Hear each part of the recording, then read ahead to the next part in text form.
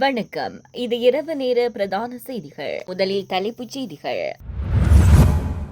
அர்ச்சுனா எம்பியையே கட்டுப்படுத்த முடியாத ஆளுநர் தவிசாளரை குறை கூறுவது விந்தையானது. சட்டத்தரணி குருபரன் வாதம். எரிபொருள் கோரிக்கைக்கு இந்தியா சாதகமான பதில். தடையின்றிய எரிபொருள் விநியோகத்துக்கான பின்னணி உறுதி. எதிர்க்கட்சி தலைவர் பதவிக்கு ஆட்கள் தேவை. விளம்பரம் வெளியிட வேண்டிய நிலைமை என்கிறார் விமல் வீரவங்ச. எதிர்க்கட்சிகளை ஒடுக்க ரணில் மீது அடக்குமுறை. அவரை சிறையில் அடைக்க முயற்சிப்பது அரசின் பலவீனம் என்றும் ஐக்கிய தேசிய கட்சி சாடல். எதிர்க்கட்சிகளை ஒன்றிணைக்க ஐக்கிய மக்கள் சக்தி கடும் முயற்சி. யாழில் ரஞ்சித் மத்துமபண்டார எம்பி தெரிவிப்பு. காற்றடிக்கும் திசையில் செல்கிறது இலங்கை. அரசை கடுமையாக சாடுகிறார் பீரிஸ். பாரிய ஊழல் குற்றச்சாட்டுகள். ஜனாதிபதியின் மௌனமே. தயாசிறி எம்பி பகிரங்க கேள்வி.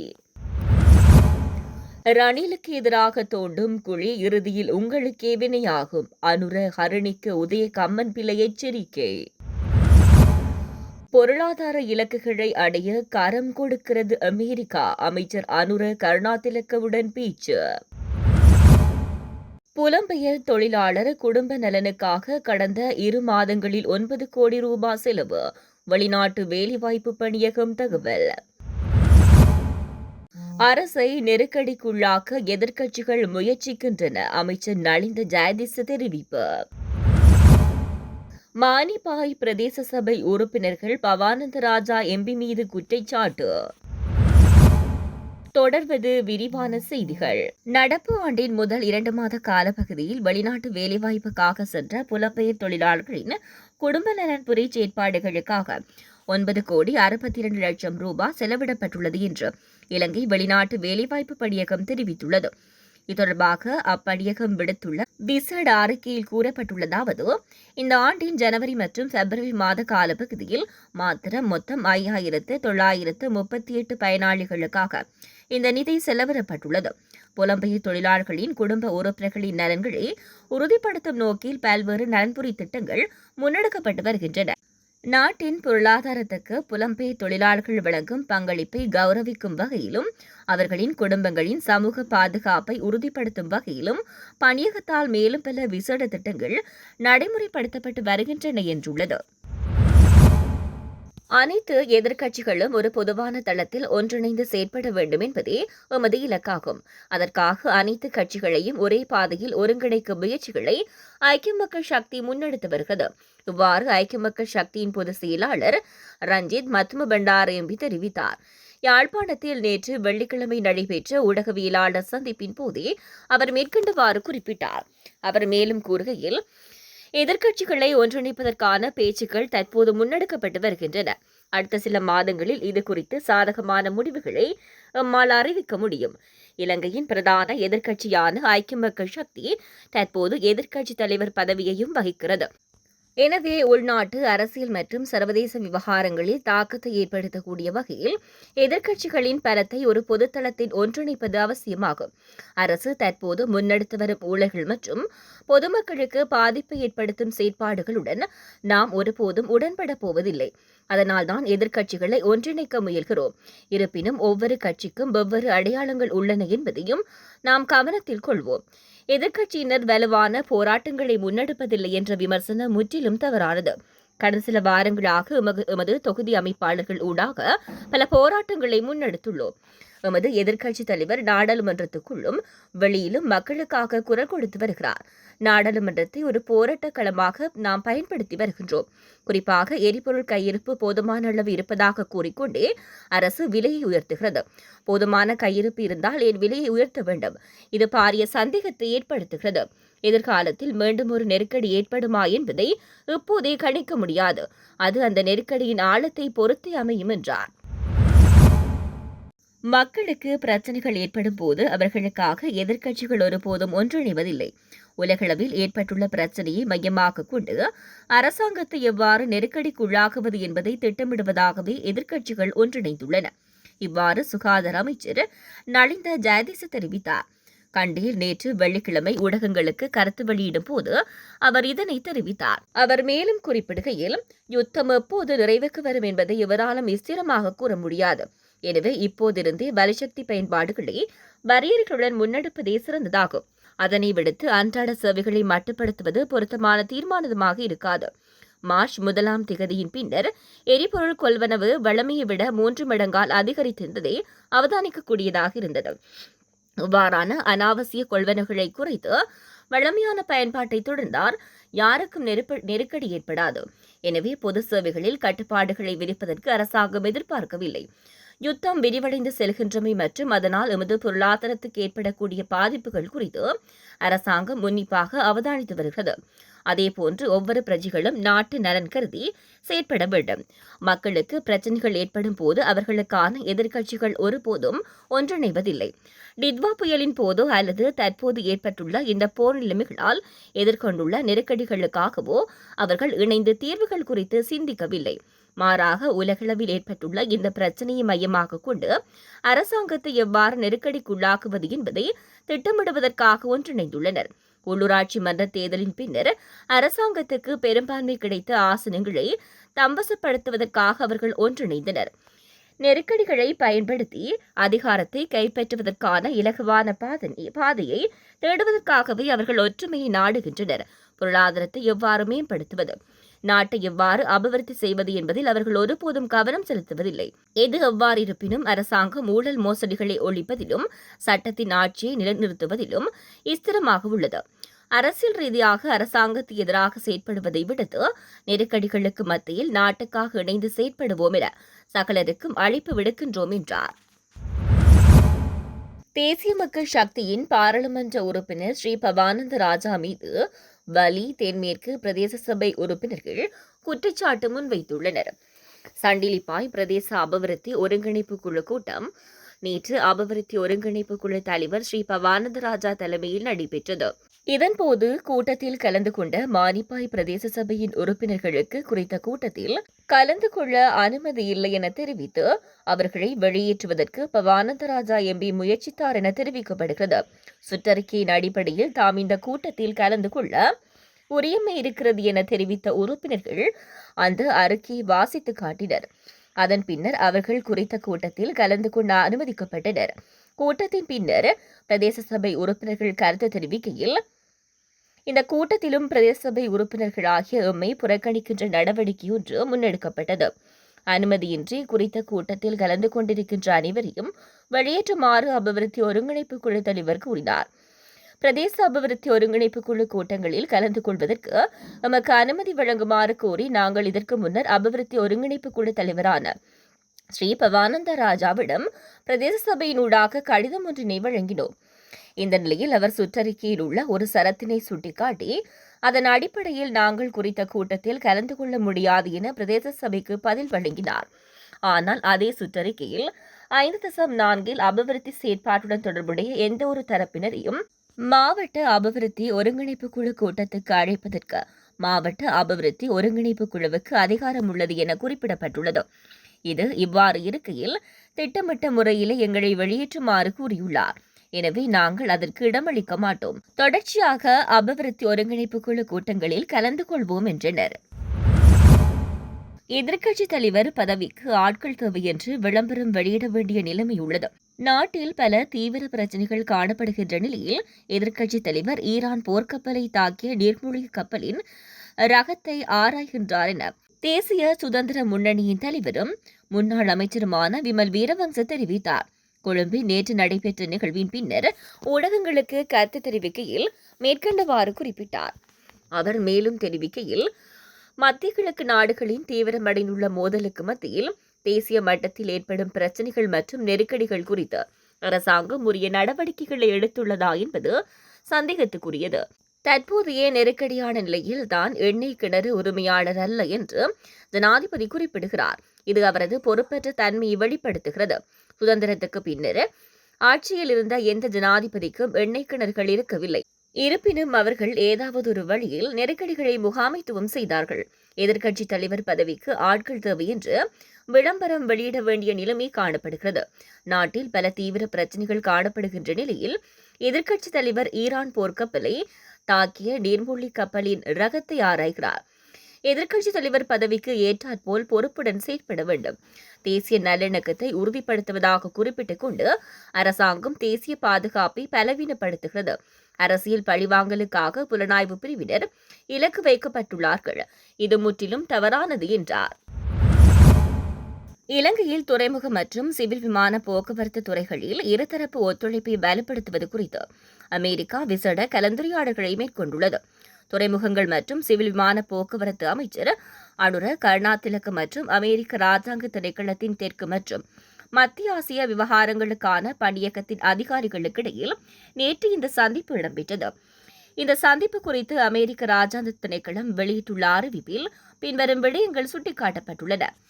இலங்கையின் துறைமுக மற்றும் விமான போக்குவரத்து துறைகளில் தீர்மானமிக்க உள்கட்டமைப்பு வசதிகள் வலுப்படுத்துவதன் மூலம் வர்த்தகம் மற்றும் பொருளாதார வளர்ச்சியை ஊக்குவிக்க முடியும். இந்த துறைகளில் ஏற்படுத்தப்படும் முன்னேற்றமானது இந்தோ பசிபிக் பிராந்தியத்தை மிகவும் பாதுகாப்பான மற்றும் உறுதிமிக்க வலயமாக்குவதற்கு பெரும் பங்களிப்பை வழங்கும். இரு நாடுகளுக்கும் இடையிலான இந்த ஒத்துழைப்பு இலங்கையின் நீண்டகால பொருளாதார இலக்குகளை அடைவதற்கு துணையாக அமையும். இலங்கையின் அமைவிட முக்கியத்துவத்தை பயன்படுத்தி சர்வதேச வர்த்தகத்தில் நாட்டின் பங்களிப்பை அதிகரிப்பது தொடர்பில் இந்த சந்திப்பின் விசேட கவனம் செலுத்தப்பட்டது என தெரிவிக்கப்படுகிறது. மத்திய கிழக்கில் நிலவி வரும் பதற்றமான சூழல் தொடருமானால் எரிபொருள் விநியோகத்தை பாதுகாப்பதில் உதவி கோரி இலங்கை விடுத்த கோரிக்கைக்கு இந்தியா சாதகமான பதிலை அளித்துள்ளதாக இலங்கை அரசாங்கம் தெரிவித்துள்ளது. மத்திய கிழக்கு பிராந்தியத்தில் நிலவி வரும் போர்ச்சூழல் காரணமாக சர்வதேச சந்தையில் ஏற்பட்டுள்ள எரிபொருள் தளம்பல் நிலையை எதிர்கொள்ளவும் இலங்கையில் தடையற்ற எரிபொருள் விநியோகத்தை உறுதிப்படுத்தவும் அரசாங்கம் பல்வேறு ராஜதந்திர நடவடிக்கைகளை முன்னெடுத்துள்ளது. அந்த வகையில் கடந்த 6ஆம் தேதி இந்தியாவுக்கு விஜயம் மேற்கொண்டிருந்த அமைச்சர் விஜித ஹேரத் இந்திய வெளியுறவு அமைச்சர் எஸ். ஜெய்சங்கரை சந்தித்து முக்கிய பேச்சுவார்த்தைகளை நடத்தினார்.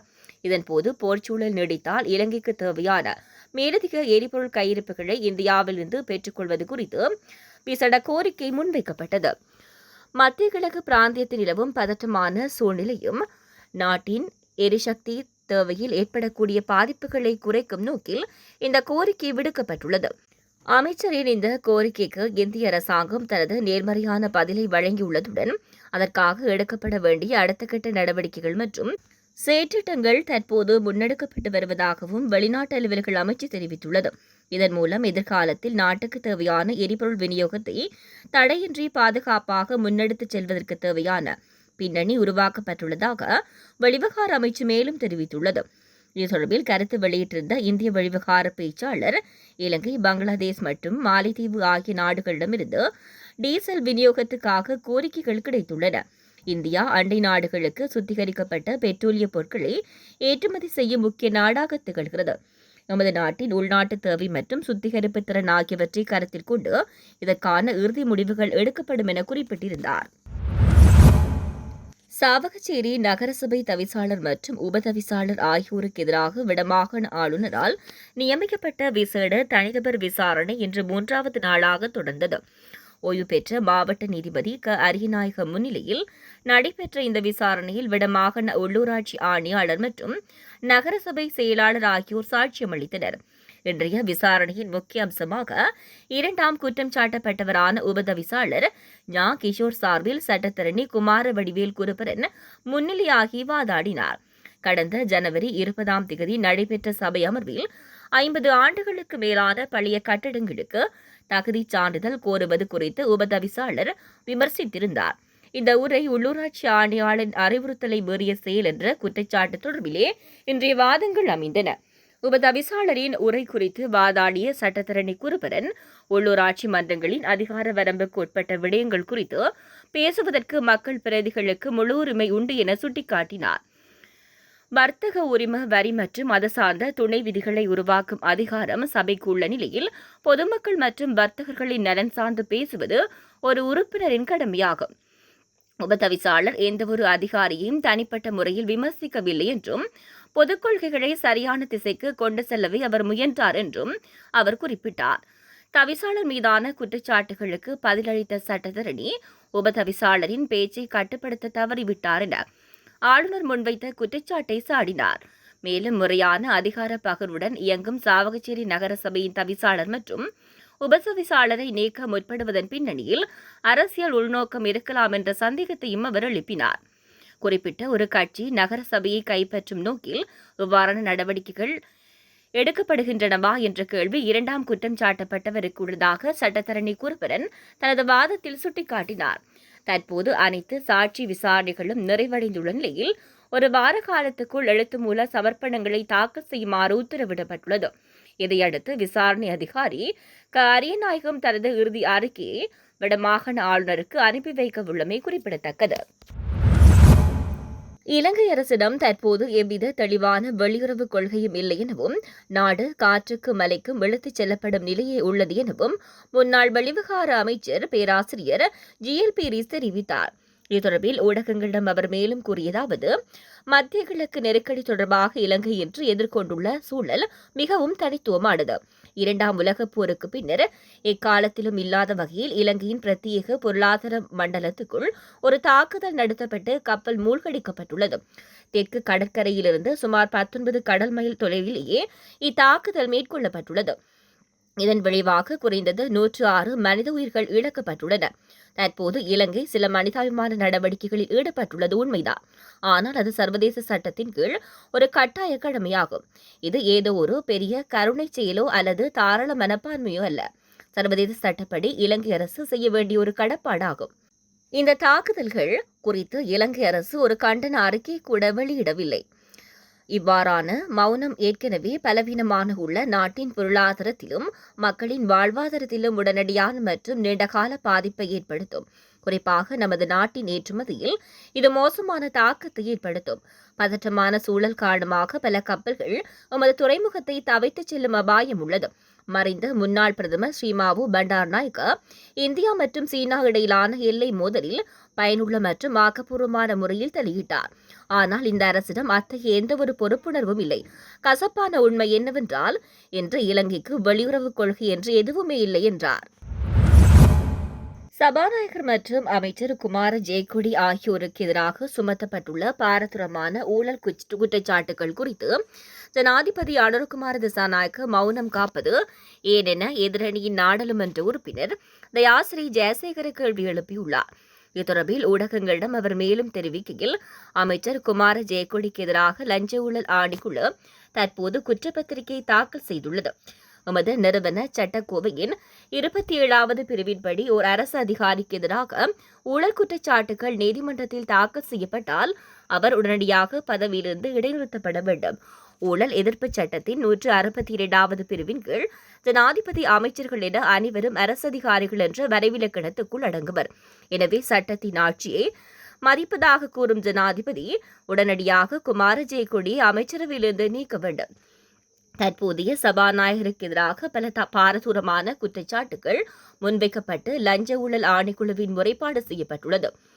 ஊழல் எதிர்ப்பு சட்டத்தின் 125 மற்றும் 127வது பிரிவுகளின்படி தன் மீது குற்றச்சாட்டுகள் நிலுவையில் உள்ள போது அது குறித்து ஊடக சந்திப்புகளை நடத்துவது சட்டவிரோதமானது. ஆனால் சபாநாயகர் அதனை செய்துள்ளார். பல குற்றச்சாட்டுகள் உள்ள ஒருவர் சபாநாயகராக செயல்படும் போது அவரிடமிருந்து எமக்கு நீதி கிடைக்காது. நாடாளுமன்றத்தில் நாம் பேச முற்படும் போது எமக்கு இடமளிக்கப்படுவதில்லை. முன்னைய சபாநாயகர் ஒருவர் கலாநிதி பட்டம் இல்லை என்ற காரணத்தால் நீக்கப்பட்டார். ஆனால் இன்றைய சபாநாயகர் மீது ஊழல் குற்றச்சாட்டுகள் இருந்தும் அவர் பதவியில் நீடிக்கிறார். தனது நண்பர் என்பதற்காக குமார ஜெயக்கொடிக்கு அமைச்சு பதவியை வழங்கிய ஜனாதிபதி தற்போது சுமத்தப்பட்டுள்ள குற்றச்சாட்டுகள் குறித்து என்ன கூறப்போகின்றார்? முறைகேடுகளில் தொடர்புடையவர்களை உடனடியாக பதவியிலிருந்து நீக்க வேண்டும். எமது அரசின் கீழ் சபாநாயகருக்கு எதிராக நிச்சயம் சட்ட நடவடிக்கை எடுக்கப்படும் என்றார்.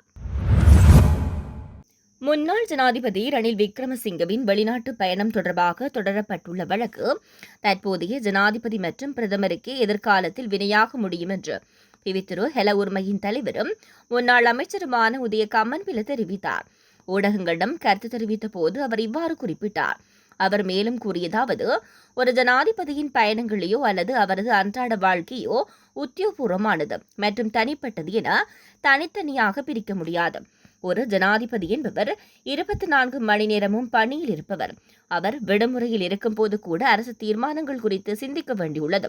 எனவே ஜனாதிபதியின் பயணம் உத்தியோகபூர்வமானதா இல்லையா என்ற விவாதம் தேவையற்றது. ஜனாதிபதி ஒருவர் தனது தனிப்பட்ட பயணத்தின் போது உத்தியோகபூர்வ வாகனத்தையோ அல்லது பாதுகாப்பையோ பயன்படுத்த முடியாது என்று வாதிடுவது ஆபத்தானது. அவ்வாறு செய்தால் ஜனாதிபதியின் எதிரிகள் அவரது தனிப்பட்ட பயணங்களின் போது தாக்குதல் நடத்துவது எளிதாகிவிடும். ஜனாதிபதியின் பாதுகாப்பு என்பது அவரது பதவிக்குரியது. அது அவர் செல்லும் இடத்தை பொறுத்தது அல்ல. ரணில் விக்ரமசிங்க லண்டன் பல்கலைக்கழக பட்டமளிப்பு விழாவுக்கு சென்றது ஒரு தனியார் நிகழ்வு என அரசு தரப்பு வாதிடுகிறது. அவ்வாறாயின் பிரதமர் ஹரணி அமரசூரிய உலக பொருளாதார மாநாட்டுக்கு சென்றவையும் அது ஒரு தனியார் நிறுவன நிகழ்வாகும். இந்த முன்மாதிரியின்படி பார்த்தால் பிரதமர் பொது நிதியை பயன்படுத்தியது தண்டனைக்குரிய குற்றமாகிவிடும். அதேபோல ஜனாதிபதி அனுரகுமார் திசாநாயக்க ஜப்பான் சென்றமையும் அனுராதபுரத்துக்கு சென்றவையும் அரசியல் சார்ந்த பயணங்களாகும். அங்கும் அவர் உத்தியோகபூர்வ வாகனம் மற்றும் பாதுகாப்பை பயன்படுத்தினார். ரணில் விக்ரமசிங்கவை பழிவாங்குவதற்காக நீங்கள் எடுக்கும் இந்த சட்ட நடவடிக்கை உங்களுக்கே நீங்கள் தோண்டிக் கொள்ளும் குழி போன்றது. இந்த முன்மாதிரியால் ரணில் விக்ரமசிங்க சிறையில் இருக்கும் காலத்தை போல் 3 மடங்கு காலம் நீங்கள் சிறையில் இருக்க வேண்டிய நிலை ஏற்படும் என்றார். எதிர்க்கட்சிகளை ஒடுக்குவதற்காக தற்போதைய அரசு முன்னெடுக்கும் அடக்குமுறை திட்டத்தின் பிரதான இலக்காக முன்னாள் ஜனாதிபதி ரணில் விக்ரமசிங்க மாற்றப்பட்டுள்ளார் என்று ஐக்கிய தேசிய கட்சியின் தவிசாளரும் முன்னாள் அமைச்சருமான வஜிர அபேவர்த்தன தெரிவித்தார். முன்னாள் ஜனாதிபதியும் ஐக்கிய தேசிய கட்சியின் தலைவருமான ரணில் விக்ரமசிங்கவின் அறிவுறுத்தலின் பேரில் நாடு தழுவிய ரீதியில் நடத்தப்படும் விசேட மக்கள் சந்திப்புகளின் முதற்கட்டம் இன்று சனிக்கிழமை காலையில் ஆரம்பமானது. கட்சியின் தவிசாளர் வஜிர அபேவர்த்தன தலைமையில் நடைபெற்ற இக்கூட்டத்தில் நாட்டின் தற்போதைய நிலவரம் மற்றும் எதிர்க்கட்சித் தலைவர்களை இலக்கு வைத்து முன்னெடுக்கப்படும் நடவடிக்கைகள் குறித்து விரிவாக ஆராயப்பட்டது. அங்கு உரையாற்றிய வஜிர அபேவர்த்தன மேலும் தெரிவித்ததாவது, தற்போதைய அரசு தனது கட்சி தலைமையகத்தின் ஊடாக எதிர்க்கட்சியை பலவீனப்படுத்தும் நோக்கில் ரணில் விக்ரமசிங்கவை நேரடியாக தாக்கி வருவதை அனைவரும் அறிவர். ஒரு தேசிய தலைவராக அவர் நாட்டுக்காக ஆற்றிய சேவையை இன்று பலர் மறந்திருப்பது கவலைக்குரிய விடயமாகும். நாட்டின் தொழில் முயற்சி மூலோபாய திட்டத்தை அறிமுகப்படுத்தியவர் அவரே. பியகம, சீதாவக்க, சபுகஸ்கந்த, பிங்கிரிய, கொக்கல மற்றும் பல்லேகல ஆகிய முதலீட்டு வலயங்களை உருவாக்குவதற்கு அவரை முன்னோடியாக திகழ்ந்தார். 1991 ஆண்டிலே ஹோட்டல்களுக்கான சலுகைகளை வழங்கவும் இன்போலங்கா கண்காட்சியை தொடங்கவும் அவர் நடவடிக்கை எடுத்தார். இந்து சமுத்திர மாநாடுகளில் பிராந்தியத்தின் எதிர்காலம் குறித்து அவர் முன்வைத்த கருத்துக்கள் இன்றும் சர்வதேச அளவில் போற்றப்படுகின்றன. உலக தலைவர்களுடன் அவர் கொண்டுள்ள நெருக்கமான உறவு நாட்டுக்கு கிடைத்த ஒரு வரப்பிரசாதமாகும். எவ்வாறொரு வரலாற்று சிறப்புமிக்க சேவையை ஆற்றிய ஒரு தலைவரின் அறிவையும் அனுபவத்தையும் நாட்டுக்காக பயன்படுத்தாமல் அவரை சிறையில் அடைக்க முயற்சிப்பது தற்போதைய ஆட்சியாளர்களின் பலவீனத்தையே காட்டுகிறது என்றார்.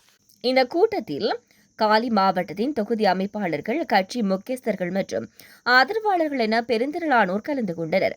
காலி மாவட்டத்தை முழுமையாக உள்ளடக்கும் வகையில் இன்று ஆரம்பமான இந்த விசேட சந்திப்பு நாளையும் தொடரும் என்று ஐக்கிய தேசிய கட்சி அறிவித்துள்ளது.